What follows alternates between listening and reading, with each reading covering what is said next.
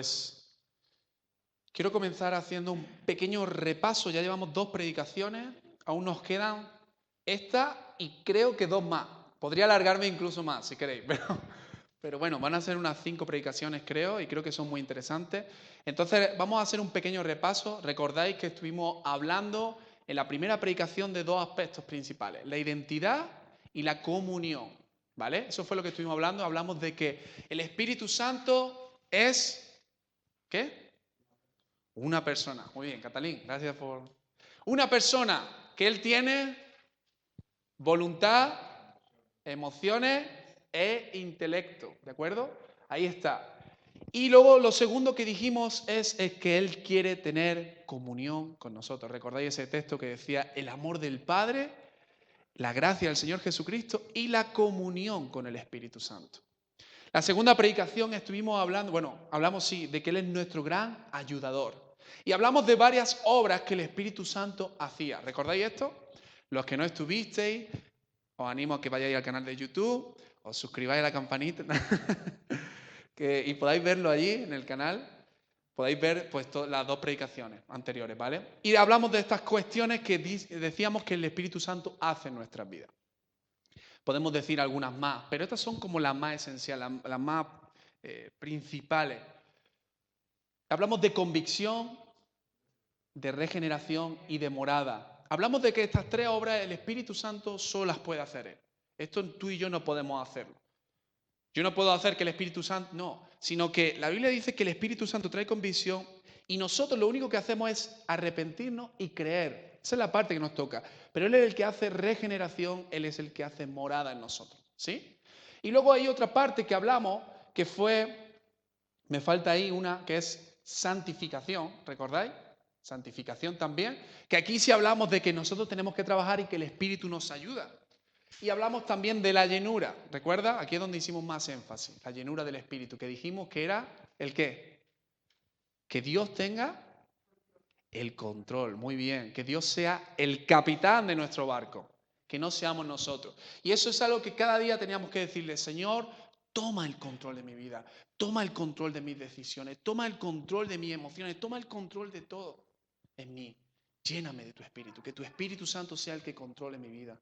Hablamos de glorificación también. Y hoy el que vamos a ver es el que está en amarillo, investidura de poder, porque me parecía interesante poder trabajar este un poquito más. ¿Vale? Ahora, hay unas preguntas que quiero hacerte en relación a todo lo que hemos visto. ¿Cuánto de todo esto hemos meditado en esta semana?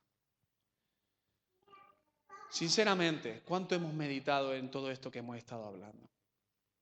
Porque, ¿sabes? Yo personalmente, te hablo, yo al investigar, al estudiar, el Señor me ha estado confrontando mucho, me ha estado hablando, porque hay cosas que yo revisaba en mi vida y decía: esto aquí, tengo que tener más presente esto, ¿no?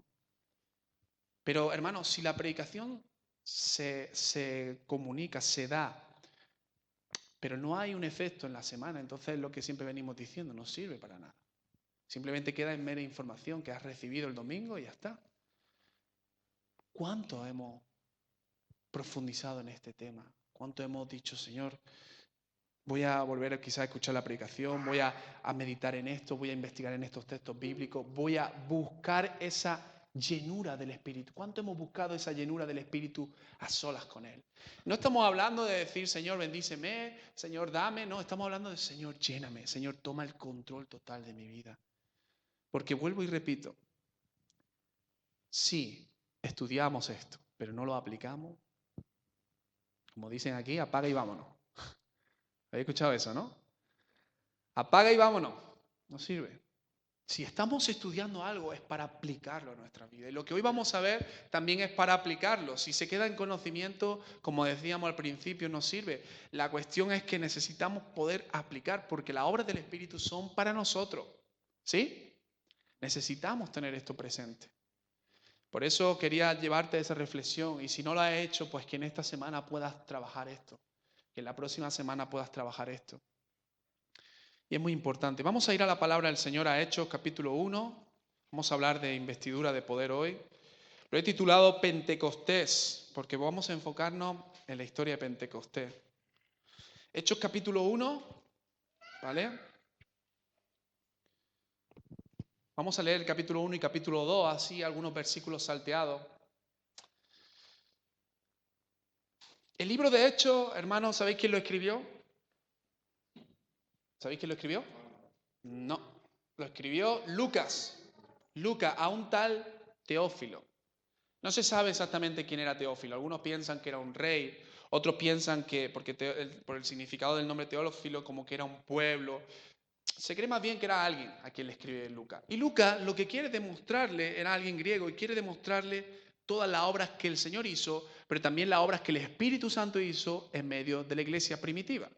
Entonces Lucas escribe el libro de Lucas, pero también escribe el libro de Hechos. Y él empieza diciendo esto. Empieza hablando acerca de cuando Jesús murió, resucitó y se presentó a los discípulos. Dice, en el primer tratado, oh Teófilo, hablé acerca de todas estas cosas que Jesús comenzó a hacer y a enseñar. El primer tratado, ¿cuál fue? Pues el libro de Lucas. Hasta el día en que fue recibido arriba, después de haber dado mandamientos por el Espíritu Santo a los apóstoles que había escogido, a quienes también después de haber padecido se presentó vivo con muchas pruebas indubitables, apareciéndose durante 40 días y hablando acerca del reino de Dios. Es decir, cuando Jesús muere y Jesús resucita, no es que Jesús de repente se va, sino que Jesús se quedó 40 días con los discípulos. Qué interesante, ¿eh? Se quedó 40 días con ellos, les estuvo enseñando acerca de las cosas del reino. Mira, aquí hay un cambio de mentalidad en los discípulos. Porque ellos vieron morir a Jesús, ellos sabían que Jesús había muerto y ahora de repente Jesús resucita y se le aparece a ellos. Es como que todo lo que ellos habían visto ahora tiene sentido. ¿Entendemos esto? Dice, y estando juntos, les mandó que no se fueran de Jerusalén, sino que esperasen la promesa del Padre, la cual les dijo, oísteis de mí, porque Juan ciertamente bautizó con agua, mas vosotros seréis bautizados con el Espíritu Santo dentro de no muchos días. Entonces los que se habían reunido le preguntaron diciendo, Señor, ¿restaurarás el reino a Israel en este tiempo? Y le dijo, no os toca a vosotros saber los tiempos o las sazones que el Padre puso en su sola potestad, pero recibiréis poder cuando haya venido sobre vosotros el Espíritu Santo. Otra vez le repite esta frase. Y me seréis testigos en Jerusalén, en toda Judea, en Samaria y hasta lo último de la tierra. Y habiendo dicho estas cosas, viéndolo ellos, fue alzado y le recibió una nube que le ocultó de sus ojos.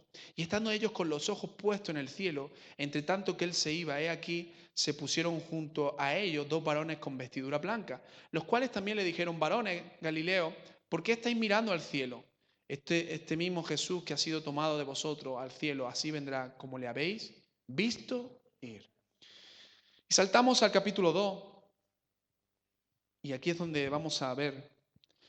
Dice la Biblia, cuando llegó el día de Pentecostés, estaban todos unánimes y juntos. No está todavía ahí, ¿no? Capítulo 2 dice, cuando llegó el día de Pentecostés, estaban todos unánimes y juntos. Y de repente vino del cielo un estruendo, como de un viento recio que soplaba, el cual llenó toda la casa donde estaban sentados.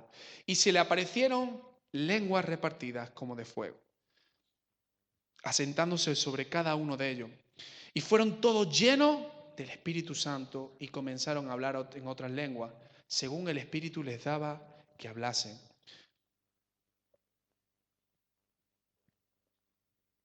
Moraba entonces en Jerusalén judíos, varones piadosos de todas las naciones bajo el cielo. Y hecho este estruendo, se juntó la multitud y estaban confusos porque cada uno les oía hablar en su propia lengua. Y estaban atónitos y maravillados diciendo, mirad, ¿no son galileos todos estos que hablan? ¿Cómo pues le oímos nosotros hablar cada uno en nuestra lengua, en la que hemos nacido? Partos, medos, elamitas, y los que habitan en Mesopotamia, en Judea, en Capadocia, en el Ponto y en Asia, en Frigia, en Panfilia, en Egipto y en las regiones de África más allá de Cirene, y romanos que aquí residentes, tanto judíos como prosélitos, cretenses y árabes, les oímos hablar en nuestras lenguas las maravillas de Dios. Y estaban todos atónitos y perplejos, diciendo uno a otro, ¿qué quiere decir esto? Mas otros burlándose decían, están llenos de mosto, es decir, están borrachitos. Entonces Pedro, poniéndose en pie con los 11, alzó la voz y le habló diciendo: varones judíos y todos los que habitáis en Jerusalén, esto os sea notorio y oíd mis palabras, porque estos no están ebrios, como vosotros suponéis, puesto que es la hora tercera del día. Mas esto lo ha dicho mas esto es lo dicho por el profeta Joel. Y en los postreros días, dice Dios, derramaré de mi espíritu sobre toda carne, y vuestros hijos y vuestras hijas profetizarán, vuestros jóvenes verán visiones, y vuestros ancianos soñarán sueños. Y de cierto, sobre mi siervo y sobre mi sierva, en aquellos días derramaré de mi espíritu, y profetizarán, y darán prodigio arriba en el cielo, y señales acá abajo en la tierra, sangre y fuego y vapor de humo. El sol se convertirá en tiniebla y la luna en sangre, antes que venga el día del Señor, grande y manifiesto. Y todo aquel que invocar el nombre del Señor será salvo. Y fíjate lo que dice el versículo. Vamos a saltar, porque lo que Pedro hace después es explicar acerca de Jesús. Y versículo 36 dice: sepa pues ciertísimamente toda la casa de Israel que a este Jesús a quien vosotros crucificaste, Dios le ha hecho Señor y Cristo. Al oír esto se compungieron de corazón y dijeron a Pedro y a los otros apóstoles: varones hermanos, ¿qué haremos? Pedro les dijo: arrepentíos y bautícese cada uno de vosotros en el nombre de Jesús para perdón del pecado, de los pecados, y recibiréis el don del Espíritu Santo. Porque para vosotros es la promesa, y para vuestros hijos y para todos los que están lejos, para cuanto el Señor nuestro Dios llamare. Y con otras muchas palabras testificaba, exhortaba, diciendo: sed salvos de esta perversa generación. ¿Vale? Hasta ahí vamos a leer, ha sido un poquito largo. ¿Estáis todavía conmigo? ¿No habéis dormido? Vamos a mirar esto. Mira, algo que quiero decirte, y es que entendamos lo siguiente, ¿vale? Hay personas que a lo mejor están en la iglesia y no lo saben, pero la iglesia, nuestra iglesia, es una iglesia pentecostal, ¿vale? Y vamos a intentar definir bien esto. ¿Qué significa pentecostal? A veces la palabra pentecostal se ha entendido mal, pero la palabra pentecostal, que tiene que ver más bien, fíjate, con una fiesta, tiene que ver con un momento concreto de la historia. Lo que nosotros como pentecostales creemos es que las mismas manifestaciones que hubieron en aquel tiempo siguen estando presentes para nuestros días. Eso es lo que creemos. Creemos que Dios sigue obrando de la misma manera que obró en el libro de Hechos, con milagros, con prodigios, con hablar en lengua. Dios sigue haciendo eso hoy día. Eso es lo que nosotros creemos. ¿Vale? Por eso la palabra pentecostal tiene que ver con este momento de la historia, con el momento en Pentecostés. Eso para aclararlo. Ahora, la Biblia nos relata la historia de Hechos y nos cuenta que los discípulos tuvieron una dirección de Jesús. ¿Cuál fue la dirección que tuvieron de Jesús? A ver, ¿cuál fue?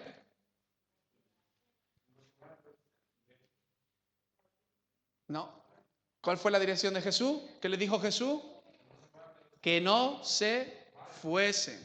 Les dijo: quedaos aquí en Jerusalén. ¿Hasta qué? Hasta que recibáis la promesa del Padre. Esa es la frase que Jesús utiliza. Que no se movieran de ahí hasta que no recibieran la promesa del Padre. Y esto es lo que quiero hablar ahora. ¿Qué es la promesa del Padre? Porque eso lo hemos visto en varios versículos, ¿vale? Sobre todo en el versículo 4, que esperasen la promesa del Padre, la cual les dijo: oísteis de mí. La promesa del Padre. ¿De acuerdo? Aquí hay algo interesante y es importante entender lo siguiente. Voy a decir algunos aspectos primero. Y es que cuando Lucas, ¿vale? Recordáis que el que escribió esto fue Lucas. No fue Pablo, no fue Mateo, fue Lucas. Cuando Lucas escribe, tanto en el libro de Lucas como en el libro de Hechos, él relaciona tres palabras, palabras, frases. Promesa del Padre, bautismo del Espíritu, don del Espíritu e inclusive llenura del Espíritu. Hemos hablado de la llenura y la llenura está muy relacionada también con esto, ¿vale? Entonces, siempre que Lucas habla de la promesa del Padre, esta promesa que Jesús decía, se refiere también al don, cuando tú leas don, o al bautismo, ¿vale? Ahora, la promesa del Padre, esa frase, el único que la utiliza en la Escritura es Lucas.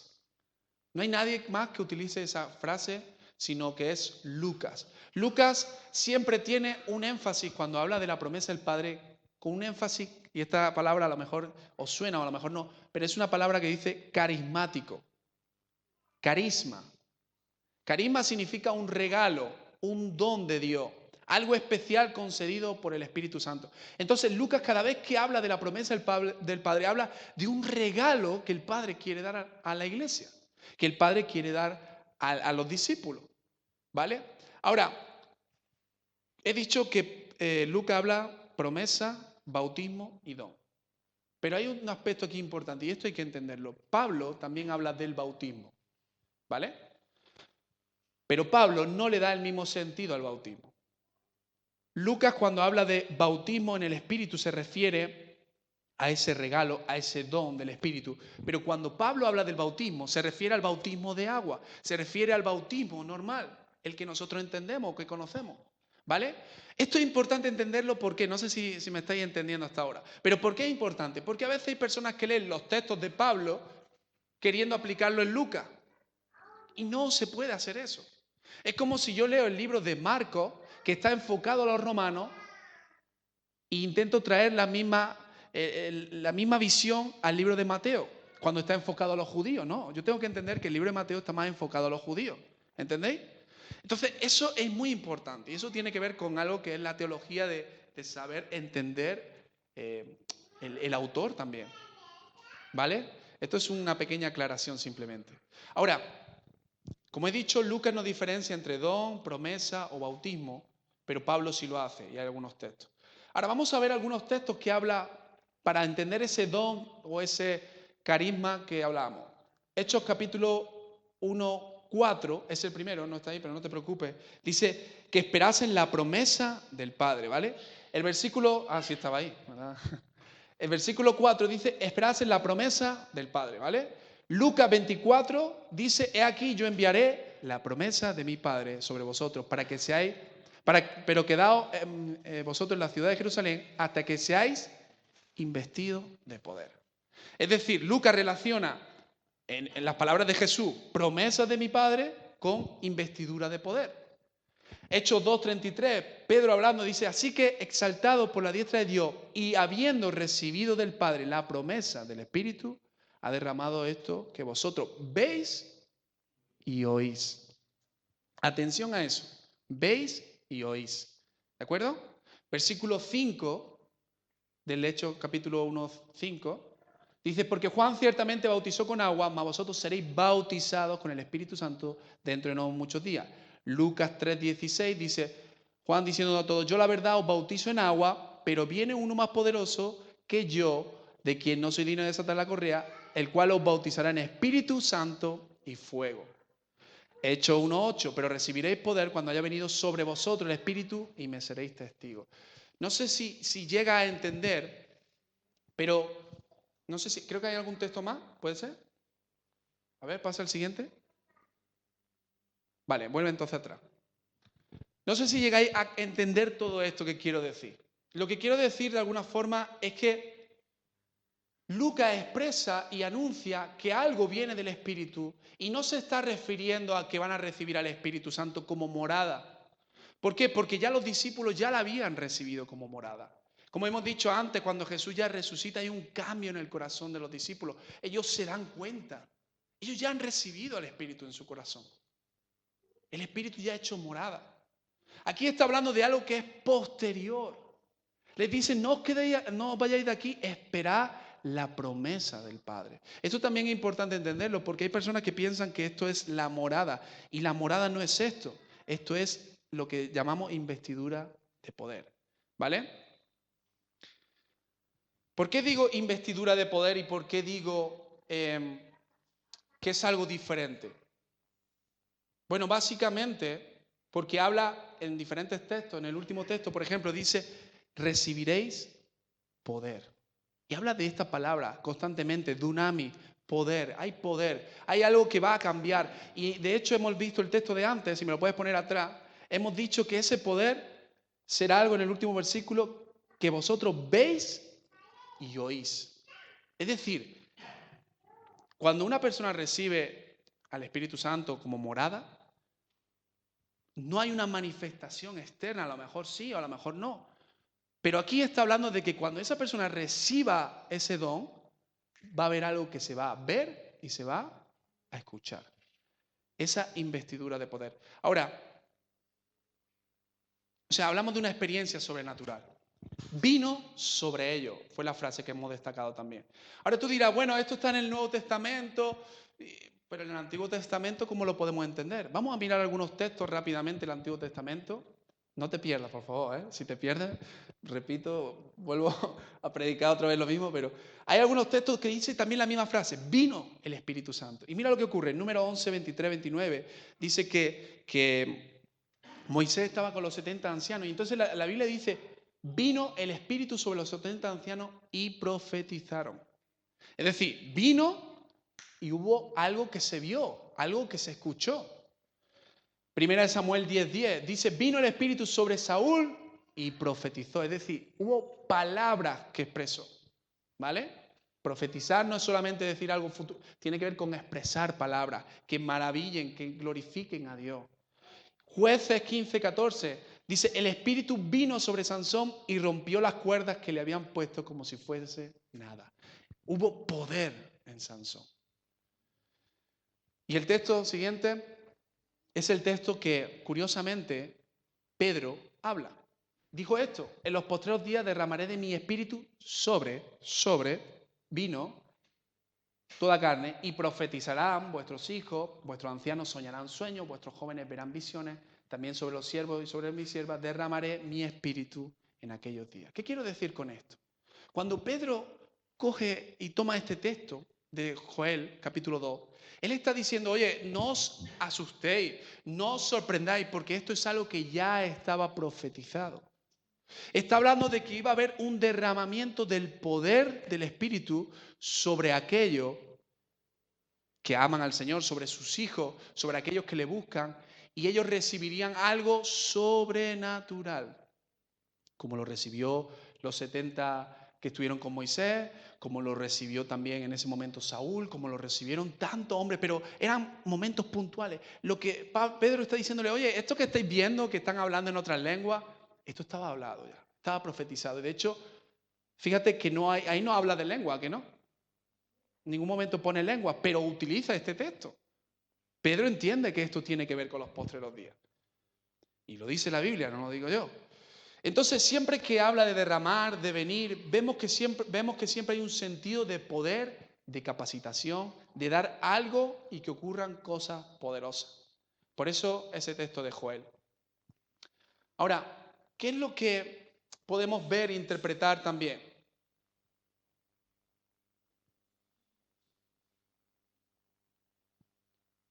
Quiero matizar algo, ¿vale? Cuando hablamos de investidura de poder, cuando hablamos de la promesa del Padre, no significa que el que no lo ha recibido no es cristiano, no es salvo. Hay personas que piensan esto y no se refiere a eso. Estamos hablando de una obra más que el Espíritu Santo hace en nuestra vida y que tiene que ver también con nosotros. Fíjate los discípulos, ¿qué estaban haciendo los discípulos mientras esperaban? ¿Qué estaban haciendo? Estaban reunidos orando, buscando esa promesa, diciendo, Señor, ¿qué es lo que tú quieres darnos? Por eso digo que hay obras que el Espíritu Santo hace y que nosotros no podemos hacer, pero hay otras obras que tienen que ver también con nuestra interacción, con lo que nosotros busquemos, con lo que nosotros anhelemos. La llenura del Espíritu Santo tiene que ver también, está relacionado con esto, pero tiene que ver con esa búsqueda. Y cuando hay una persona que busca y busca y busca, ¿sabes lo que hace? El Señor empieza a dar también regalos. Y este es uno de los más grandes regalos de la Escritura, la llenura del Espíritu. Ahora, la llenura del Espíritu. ¿Cómo yo sé que una persona está llena del Espíritu? ¿Cómo yo puedo saber si una persona ha recibido ese don de Dios? Yo llego, os digo, mira, yo tengo el don, la promesa del Padre, yo la tengo. Repito otra vez, no estamos hablando de morada del Espíritu Santo. No es que hablamos de que hay una capacitación extra, algo que Dios te regala, algo que Dios te da. ¿Cómo yo sé que una persona lo tiene?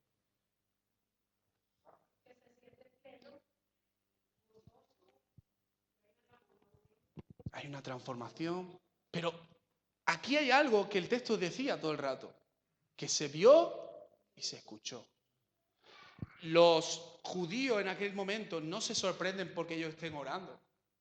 No se sorprenden porque ellos crean, se sorprenden porque empezaron a hablar en otras lenguas. Porque empezó a ocurrir algo. No se sorprendieron solamente porque hubo un estruendo, se sorprendieron porque empezaron a hablar. Dicen, les oímos hablar en otras lenguas. Entonces, para entender esto, es importante entender que la evidencia de la investidura de poder es el hablar en lengua. Repito, no es morada del Espíritu Santo, sino que hablamos de investidura de poder. ¿De acuerdo? Llenura del Espíritu, promesa, como lo expresa Lucas. Y vamos a mirar y a entender por qué hablamos de hablar en lengua. ¿Por qué? Muy sencillo, porque es lo que aparece en la Escritura. Vamos a ver el primer ejemplo, que ya lo hemos dicho, en Hechos capítulo 2, dice versículo 4, y fueron todos llenos del Espíritu y comenzaron a hablar en otras lenguas según el Espíritu les daba que hablase. Es decir, empezaron a hablar en lengua. Y la gente lo oyó y lo vio. Otro caso, este no lo vamos a detener mucho, en Hechos 8 dice que pasados los años, dice que Felipe va a Samaria. Porque Dios también les dijo, me seréis testigos no solamente en Jerusalén, sino que dijo también en toda Judea, en Samaria, es decir, ellos estaban cumpliendo con lo que Dios le había dicho. Dice, esta historia la voy a resumir un poquito. Dice que cuando en Hechos capítulo 8 llega allí Felipe, dice la Biblia tal cual, ¿vale? Lo leo yo, pero dice, y la gente unánime escuchaba atentamente las cosas que decía Felipe, oyendo y viendo las señales que hacía. Porque de muchos que tenían espíritu inmundo salían estos dando grandes voces y muchos paralíticos y cojos eran sanados. Así que había gran gozo en aquella ciudad. La Biblia dice, en lo que decía antes nuestra hermana, había gozo. ¿Por qué? Porque muchos espíritus salían. Dice que muchos veían lo que Felipe hacía. Felipe sanaba a los enfermos. Pero hay un detalle curioso y es que dice que después, cuando los apóstoles que estaban en Jerusalén, versículo 14, oyeron que Samaria había recibido la palabra de Dios, enviaron allí a Pedro y a Juan. Es decir, ellos habían recibido la palabra de Dios, quizá algunos ya se habían, incluso como dice la palabra, bautizado, se bautizaban hombres y mujeres, pero dice que la iglesia en Jerusalén, cuando escuchó esto, dijo, vamos a enviar a Pedro y a Juan. Ahora, ¿para qué enviaron a Pedro y a Juan? Es la pregunta. Si ya estaba Felipe allí pastoreándolo, si ya habían escuchado la palabra, si ya se habían bautizado, ¿para qué fueron allí? Dice, cuando los apóstoles, escucharon, los cuales habiendo venido, oraron por ellos para que recibiesen el Espíritu Santo. Hermano, cuando una persona se bautiza, entendemos que ya ha recibido, ¿no? El Espíritu Santo ha hecho morada, se ha arrepentido de sus pecados, ha creído en el Señor. Ellos ya se habían bautizado. Ahora, ¿por qué vienen? Para que reciban ese don del Espíritu. Y fíjate lo que dice. Dice que ellos empezaron a imponer manos sobre ellos, porque aún no había descendido sobre ninguno de ellos, versículo 16, lo está poniendo, ¿no? Versículo 16, porque aún no había descendido sobre ninguno de ellos, sino que solamente habían sido bautizados en el nombre de Jesús. Entonces le imponían la mano y recibían el Espíritu Santo. Y ahora mira lo que dice el versículo 18. Cuando vio Simón que por la imposición de las manos de los apóstoles se daba el Espíritu Santo, les ofreció dinero. Aquí aparece la figura de un hombre que se llama Simón, ¿vale? Simón el mago. Y Simón el mago dice que él vio cómo milagros ocurrieron, cómo echaban fuera demonios, pero a él no le sorprendió eso. ¿Sabes por qué? Porque muchas veces esas manifestaciones de milagros, de sanidades, el enemigo también las puede hacer. El enemigo también las puede imitar. A Simón no le sorprendió, pero sí le sorprendió cuando llegó Pedro y llegó Juan. Vio algo y dijo, en ese momento, dice que le ofreció dinero y le dijo estas palabras: dadme también a mí este poder para que cualquiera a quien yo impusiera las manos reciba el Espíritu Santo. ¿Por qué creéis que le dijo eso? Oye, él vio allí un negocio. Él dijo, oye, estos hombres han traído algo que antes no hemos visto y yo lo quiero. No lo dice el texto. Es de los 4 casos que vamos a ver el único que no lo dice. Pero hubo algo que él vio y que escuchó que lo quiso. Yo me atrevería a decirte que fue al hablar en lengua. Porque con eso puedes hacer también un buen negocio. Pero tú dirás, bueno, vamos a ver otros casos, ¿de acuerdo? Siguiente caso, ¿me lo puedes poner? El caso de Samaria, hemos visto, ahora vamos a ver el de Cesarea. Dice, en Cesarea es muy curioso porque dice la Biblia que aquí hay un cambio también en la cuestión de los discípulos. Pedro le predica a Cornelio y la Biblia dice que Cornelio era un gentil. En ese momento los discípulos solamente predicaban a los judíos. Predicaban específicamente y principalmente a los judíos. A veces había algunos que se habían convertido, pero principalmente. Ahora ellos entendieron algo en este caso, de que la salvación no solamente era para los judíos, sino también era para los gentiles. Para ti, para mí, que somos gentiles. No sé si alguno es judío, pero para los gentiles. Ay, judíos. No. Para los gentiles. ¿Y por qué Pedro sabe que también para los gentiles? Porque lloraron, porque cantaron. No, dice, mientras aún hablaba Pedro estas palabras, el Espíritu Santo cayó sobre todos los que oían el discurso y los fieles de la circuncisión que habían venido con Pablo se quedaron atónitos de que también sobre los gentiles se derramase el don del Espíritu Santo. Y el versículo 46 dice, porque los oían que hablaban en lengua y que magnificaban a Dios. Una vez más, el hablar en lengua está ahí presente. Como ese regalo, como ese don de Dios. ¿De acuerdo? Y el último caso que vamos a ver, hemos visto ya 3 y ahora vamos al cuarto, Hechos capítulo 19, 20 años casi después, Pablo llega a Éfeso. Y dice la Biblia, vamos a leer del versículo 1 al 6, para que entendamos un poquito el contexto. Lo voy a leer rápido. Espero que no se me duerman. Dice, aconteció que entre tanto que apóstol estaba en Corinto, Pablo, después de recorrer las regiones superiores, vino a Éfeso y hallaron a ciertos discípulos. Les dijo, ¿recibisteis el Espíritu Santo cuando creísteis? Y ellos dijeron, ni siquiera hemos oído si hay Espíritu Santo. Entonces dijo, ¿en qué pues fuisteis bautizados? Ellos dijeron, en el bautismo de Juan, el bautismo de arrepentimiento. Dijo Pablo, Juan bautizó con bautismo de arrepentimiento, diciendo al pueblo que creyesen en aquel que vendría después de él, esto es, en Jesucristo. Cuando oyeron esto, fueron bautizados en el nombre de Jesús. Es decir, Pablo le explicó realmente, porque Juan al principio, recordad que bautizaba, pero ellos no entendían la totalidad de la obra de Cristo. Entonces como que los volvió a bautizar, pero ahora sí en el nombre de Jesús. Dice, y habiendo impuesto después las manos, vino sobre ellos el Espíritu Santo. ¿Y qué? Versículo 6. Y hablaban en lengua y profetizaban. Hermano, de 4 casos que vemos que se habla de don, de investidura de poder, de bautismo, siempre se ve y se oye el tema de las lenguas. Por eso, no es una cosa caprichosa que nosotros decimos, bueno, es algo que, no, es algo que Dios nos regala, que Dios nos da para que nosotros podamos entender. Ahora, ¿cómo entendemos todo esto de la lengua? Quizá a nuestra mente finita a veces nos pueda costar, sinceramente. Pero lo que entendemos es que el Espíritu Santo viene, por eso hablamos de que está relacionado con esa llenura, toma el control y nos capacita, nos da un poder que nosotros no tenemos. Es algo que Dios nos regala. Ahora, fíjate esto, interesante. No podemos definir exactamente cuáles son esas lenguas. Yo estuve investigando y hay más de 7.000 lenguas. Y fíjate, 46 de esas lenguas, dice algún estudio, solo la habla un solo individuo. O sea, si nos ponemos a hablar en lengua, hay gente que dice, es que no se está hablando en nuestra lengua o en la otra lengua. No podemos definir, la Biblia también dice, y vamos a verlo la próxima semana, de lenguas angelicales también, pero no podemos definir exactamente cuáles son esas lenguas. Porque ellos empezaron a hablar en muchísimas lenguas, y hay millones de lenguas, y hay muchas lenguas que se han perdido, pero sí que la Biblia habla de que cuando la investidura de poder viene, cuando ese poder viene a nosotros, hay esa manifestación de hablar en lengua. ¿De acuerdo? ¿Lo entendemos? Ahora, esta investidura de poder, este bautismo, este don, algo también importante que hay que entender es que no es algo que tenga que ser permanente. Porque cuando ya es permanente, lo que la Biblia muestra es que es un don, que lo veremos la próxima semana, hablaremos de Corintios y de toda la cuestión de los dones, intentaremos hablar.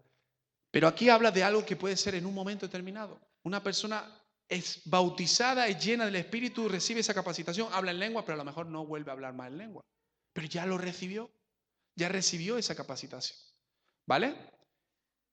Esto hay que entenderlo porque es diferente al don. El don ya sí es algo permanente, algo que ya está en la vida de la persona. Pero lo que está claro es que es una investidura de poder. Y ya voy a ir terminando para que no nos alarguemos mucho, porque tengo un poquito más. Pero la pregunta del millón sería también esto. ¿Pasa? ¿Para qué es esa investidura de poder? Es decir, si Dios me está regalando algo, será para algo, ¿no? No creo que sea simplemente para que tú lo tengas y digas, pues mira, yo lo tengo. No, es para algo. Y vamos a ver tres cosas rápidamente. La primera de ellas, Hechos capítulo 1, versículo 8, dice que es para ser testigos. Es decir, para anunciar, para llevar. La palabra testigo también está relacionado con la palabra mártir, para dar, para ser enviado, para llegar hasta el final predicando el Evangelio. ¿Significa que una persona que no tiene esa investidura de poder no puede predicar? Claro que no. Pero es como que el Espíritu Santo te da un poder especial para esa misión. ¿De acuerdo? Es algo que Dios te da y que Dios te regala para ser testigo. Otra, clarísima, para servir a Dios. Si hay una persona que ha recibido el bautismo del Espíritu Santo y no está sirviendo a Dios, ahí hay un problema. Porque siempre es dado para servir al Señor. Los dones espirituales, que también lo veremos un poquito más adelante, son dados para el desarrollo, para el crecimiento de la iglesia. Para servir a Dios. Por eso a mí me da mucha tristeza cuando hay personas que han recibido el bautismo del Espíritu Santo, pero no sirven a Dios. Porque algo están incumpliendo con lo que Dios nos dio. Porque Dios nos lo da para algo. ¿Qué ocurre? Que si tú has recibido ese bautismo, pues a lo mejor cuando tú vas predicando o tú puedes orar y los enfermos pueden sanarse. Puedes dar palabra que quizá tú no conocías de esa persona. Esa es la capacitación que Dios nos da y que es sobrenatural, que yo no puedo inventármela, hermano. Yo no puedo sanar a un enfermo e inventármelo. Me puedo pagarle al enfermo para que diga, pero si él es cojo, es cojo. ¿Sabes lo que te quiero decir? Eso es lo que pasó después con los discípulos. Dice que ellos entraron en Hechos capítulo 3, entraron, vieron a un cojo y le dijeron en el nombre de Jesús. ¿Por qué? Porque había ese poder en ellos. Y Pablo y tantos hombres del Señor. Y para vivir en santidad. Una vida mucho más santa, una vida mucho más cerca del Señor.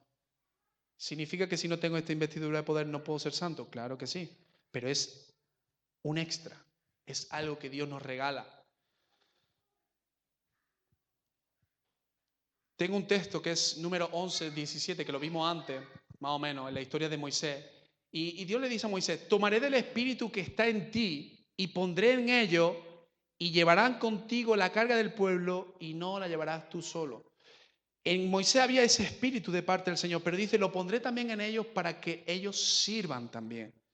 Elías con Eliseo, que hace una semana nos predicó nuestra hermana María José, Segunda de Reyes, ¿él qué pedía? Pedía una doble porción de su espíritu. ¿Para qué pedía esa doble porción? Para tocar las palmas, para servir al Señor. Y fíjate con la autoridad que hablaban Elías y Eliseo, que Elías decía, vive Jehová en cuya presencia estoy, que a partir de hoy no va a llover. ¿Cómo te queda?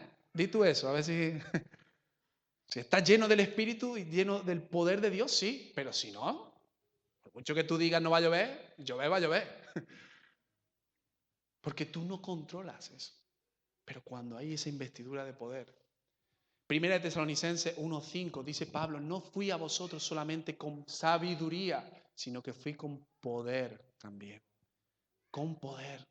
La Biblia nos habla de esta palabra, poder. Ahora, y con esto voy terminando, me quedan 6 minutos, me lo tienen ahí siempre puesto para que no me cuele. ¿Estás conmigo hasta aquí? ¿Lo has entendido? Más o menos. Si tienes dudas, también podemos después hablarlo en otro momento. Esto es mucho más extenso. Yo le decía a mi esposa, me cuesta resumir todo esto en 40 minutos. Pero quiero terminar con algo interesante.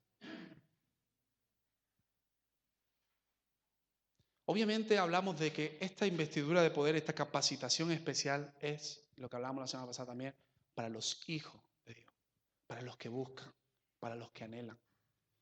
Ahora, tiene que haber en nosotros un deseo de recibir esta investidura de poder. Cuando yo estudiaba en el seminario, nosotros teníamos en la clase, y creo que iba a hablar también de esto, si no se me ha ido.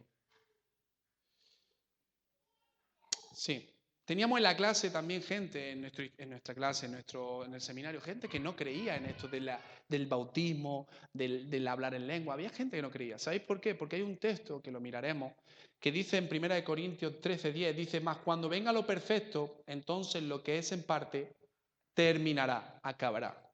Entonces, hay personas que piensan dentro de la iglesia, y bueno, respetable también, pero ellos piensan que cuando venga lo perfecto, las lenguas, los dones, todo eso cesará. De ahí viene la palabra cesacionismo. Es decir, terminará, ¿vale? Cuando venga lo perfecto. ¿Qué interpretan ellos como lo perfecto? Lo que interpretan es la palabra. Ellos dicen que la palabra de Dios es lo perfecto. Entonces, como ya tenemos la Biblia, ya todo eso se terminó. Pero analizando el contexto te vas a dar cuenta de que no está hablando de la escritura, lo que está hablando es de Jesús, lo que nosotros entendemos que es Jesús. Entonces, cuando Jesús venga, ya todos esos dones terminarán. ¿Por qué? Porque ya ha venido Jesús. No necesitamos tener, no sé, esa investidura de poder para hacer, porque ya Jesús está aquí. Cuando venga lo perfecto, entonces sí. Pero hasta que Jesús venga, tenemos eso. Ahora, fíjate esto. Entonces, en el seminario estudiábamos todas estas cuestiones. Y recuerdo que un día en un culto se habló de este tema.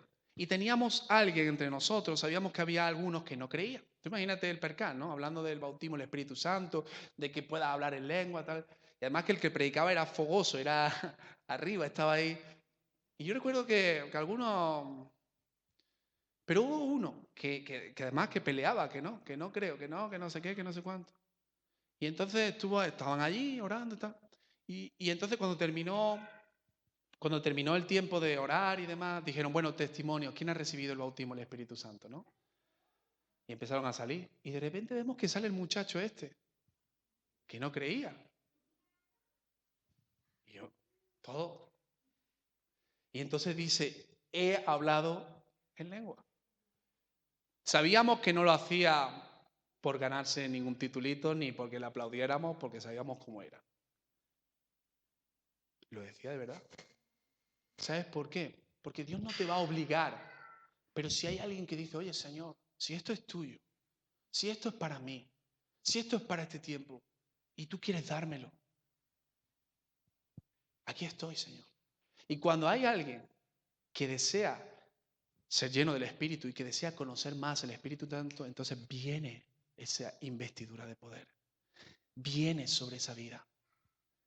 Hay muchas personas que dicen, ¿por qué hoy no hay tantos milagros?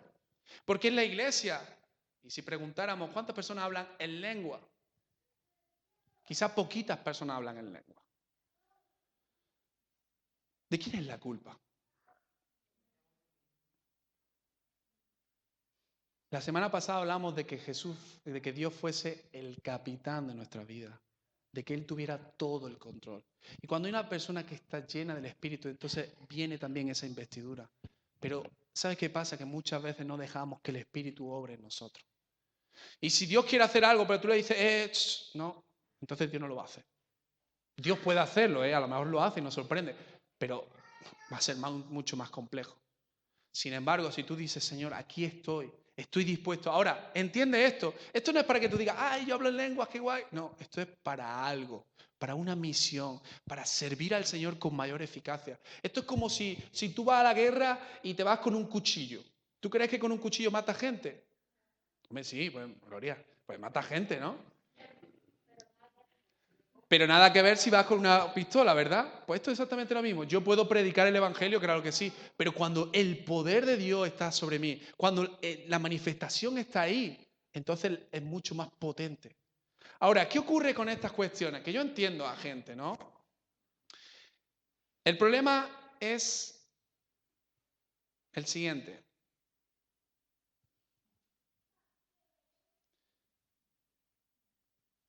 El problema es el emocionalismo, el desfase. ¿Cuántos han visto Spider-Man? ¿Habéis visto Spider-Man? ¿No habéis visto la película de Spider-Man? Qué bendición, ¿eh? Catalín la ha visto, gloria a Dios. En la película la película de Spider-Man hay una cosa muy interesante que es cuando el Spider-Man va con su tío le dice una frase que a mí me gusta mucho y siempre se ha dicho. Un gran poder conlleva una gran responsabilidad. Muy bien, una gran responsabilidad. Hermano, si esta investidura de poder viene a alguien que no es responsable, que no va a servir al Señor, entonces es como si le da a un mono una pistola. Es una locura, es una locura. Entonces, ¿qué pasa? Que hay personas, y lo veremos con la historia de Corinto, hay personas que reciben, pero no saben, no conocen la Escritura, no estudian, y entonces hacen tonterías y hacen locura y se van más allá de lo que tienen que hacer. Y al final se queda todo en un emocionalismo donde quitan, cantan, saltan, hablan en lenguas todo, pero no hay una repercusión en la sociedad. Y esta investidura de poder es para que tenga una repercusión en la sociedad. Entonces yo entiendo que cuando hay esas locuras, la gente diga, oye, yo no me junto con esto, yo no quiero estas cosas porque no hay un orden. Veremos Corinto. Por eso Pablo tiene que hablarle a Corinto fuerte, a la iglesia de Corinto. Pero aquel que dice, Señor, yo quiero conocerte más, aquel que profundiza en la Escritura, aquel que quiere servir al Señor, aquel que anhela ser lleno del Espíritu, entonces viene esa investidura de poder. Y esto es algo que tú y yo tenemos que buscar. No solamente el domingo, sino mañana, como decíamos, cuando vayas a tu casa, hoy, esta noche, cuando estés en tu casa. Señor, lléname de tu Espíritu, lléname de tu Espíritu. Me he colado ya con el tiempo, ¿no? Lléname de tu Espíritu. Y mira, quiero terminar con esto, ¿me lo puedes poner? Con esto termino ya. Es la tercera vez que lo digo, así que es lo justo. John Wesley, ¿había escuchado alguna vez de este hombre? ¿Qué va, verdad? ¿O sí? ¿O no? Algo que quiero demostrar también y deciros es que cuando ha habido esa investidura de poder, cuando ha habido esas manifestaciones que se han visto y que se han oído, no solamente fue en el libro de Hechos, sino que a lo largo de la historia también se ha visto. Y este hombre, John Wesley, es considerado parte del primer gran avivamiento. ¿Habéis escuchado alguna vez esa palabra? Avivamiento. Un avivamiento es no cuando gritamos todos a la vez juntos. Un avivamiento es cuando la gente empieza a convertirse, cuando la gente empieza a conocer el poder de Dios, cuando Dios se manifiesta en las calles de una forma increíble, como ocurrió en Hechos. Y este hombre, fíjate, voy a leer un poquito solamente, es que es muchísimo, pero dice que este hombre fue y predicó el Evangelio, hizo campaña, y la verdad es que no venía muy contento. Pero dice que cuando se subió al barco, conoció a una gente que eran los moravos. Y se dio cuenta de que esta gente eran gente llena del Espíritu, eran gente alegre, eran gente que hablaban en lengua. Y a este hombre le llamó la atención y dice que fue y regresó a Inglaterra y fue y conoció más acerca de los moravos. Entonces dice lo siguiente, el mensaje se centró, bueno, al escuchar él que se centró en la epístola de Romanos, lo cual ayudó a John Wesley, a comprender que la salvación era por medio de la fe y que nadie podía hacer nada para agradar a Dios. Wesley viajó a Alemania para aprender más sobre los moravos y dice que después de ese tiempo creó un club de varios cristianos para estudiar lo que llamaron también los metodistas. A ver dónde está esto. Y entonces muchos le preguntaron después, dice que Wesley empezó, él empezó a predicar en las calles, la gente empezó a convertirse de una forma impresionante en Inglaterra. Y dice que le preguntaron cuál fue el método empleado por Wesley para promover el avivamiento. Y él mismo explicó los 5 pasos que llevó al avivamiento de aquel lugar. Avivamiento no es que la iglesia todos salimos contentos, avivamiento es que la gente en las calles se convierte, en que la presencia de Dios se ven milagros, sanidades, en cosas poderosas. Y él dice, la primera cosa, una oración ferviente. Segunda cosa, predicación poderosa del Evangelio. Tercera cosa, manifestación sobrenatural del Espíritu Santo. Cuarta cosa que se vio, conversión de la gente. Quinta cosa, cambio social. Y la sexta cosa, involucración de los creyentes en la predicación del Evangelio. Hermano, ese fue George, o sea, es que hay mucho. Whitefield, Jonathan Edwards, Knox, fueron considerados parte del primer avivamiento en 1729. Pero lo que quiero deciros en otras palabras es que hubo mucha manifestación del Espíritu. Ocurrían cosas. No solamente era una predicación, había poder. Segundo gran avivamiento en 1750 en Estados Unidos, 1791. Tercer avivamiento en 1800, en 1850, en 1900. El cuarto avivamiento. ¿Os suena también Billy Graham? ¿Os suena alguno? 1900, 1950, 1999. O sea, hubieron varios momentos donde los países enteros recibían y se convertían muchísima gente. Por eso dice la Biblia que cuando Pedro predicó, 3.000 personas se convirtieron. 5.000 personas se convirtieron. Eso no fue algo que Pedro dijo, venga, voy a planificar. No, eso fue el Espíritu Santo. Pero lo que quiero decirte, hermano, es que el Espíritu Santo, el mismo que estuvo con Pedro, está hoy con nosotros. Y el Espíritu Santo no solamente quiere traer convicción de pecado, regenerarnos, santificarnos, llenarnos. Él quiere también darnos ese poder. Pero eso es algo que tú y yo necesitamos anhelar también, buscar. Como en el libro de Hechos me impresiona como decían siempre, decían, ¿habéis sido bautizados? Sí. ¿Habéis recibido el don? No, pues vamos a orar por esto. Y siempre estaban con eso, porque entendían que para cumplir la misión de Cristo, para cumplir la misión era mucho más potente, mucho más eficaz si yo iba con esa investidura de poder. Por eso yo quiero animarte, ya estamos terminando, ponte de pie. En Jesús se abre una puerta, se extiende una alfombra, está entrando el Rey de Gloria con gritos y palmas, con música y danza. Maranata,